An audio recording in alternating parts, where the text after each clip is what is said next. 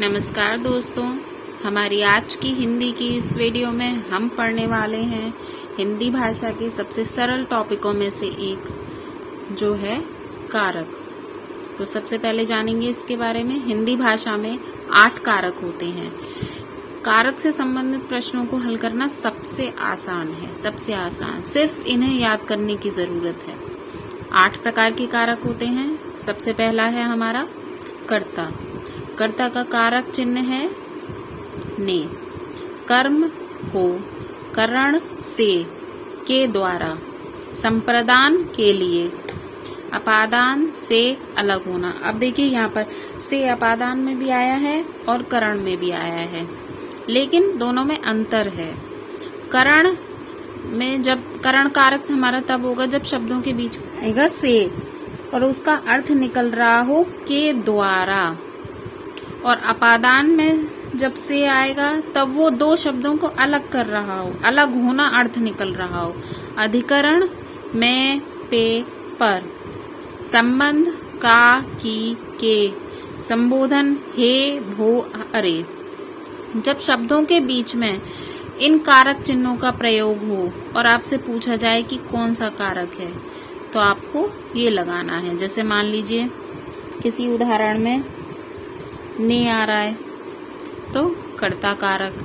अब इनको याद करने की ट्रिक बहुत आसान है, फ्लो में आपको याद करना है। कर्ता ने, कर्म को करण से, संप्रदान के लिए, अपादान से अलग होना, अधिकरण में पे पर, संबंध का की के, संबोधन हे भो अरे। तो ये तो देखी हमने कारक और उनकी विभक्तियों की टेबल। अब हम इसे उदाहरण के माध्यम से समझ लेते हैं। तो नंबर 1 है हमारा कर्ता कारक। इसकी विभक्ति है ने। जैसे कि महर्षि वाल्मीकि ने रामायण की रचना की, तो यहाँ पर विभक्ति यूज हुई है हमारी ने। अब है कर्म कारक। इसकी विभक्ति है को। उदाहरण है बिल्ली चूहे को देखती है, को शब्द आ रहा है यहाँ, तो हो गया कर्म कारक। अब है करण कारक। इसकी विभक्ति है से या के द्वारा। इसमें के द्वारा का अर्थ छुपा हुआ होता है। जैसे रावण ने अपने पांडित्य से भोलेनाथ को प्रसन्न किया। रावण ने अपने पांडित्य से या अपने पांडित्य के द्वारा भोलेनाथ को प्रसन्न किया। नंबर 4 है संप्रदान कारक। इसकी विभक्ति है के लिए। राम श्याम के लिए आम लाया। नंबर 5 है अपादान कारक। इसकी विभक्ति है से। यहाँ पर से अर्थ देता है अलग होने का, यानी कि किसी वस्तु से अलग होना। आकाश से उल्का पिंड गिरने वाला है, यानी कि आकाश से अलग होकर उल्का पिंड गिरने वाला है। नंबर 6 संबंध कारक। इसकी विभक्ति है का की के। उदाहरण है अर्जुन का पुत्र अभिमन्यु था। अधिकरण कारक।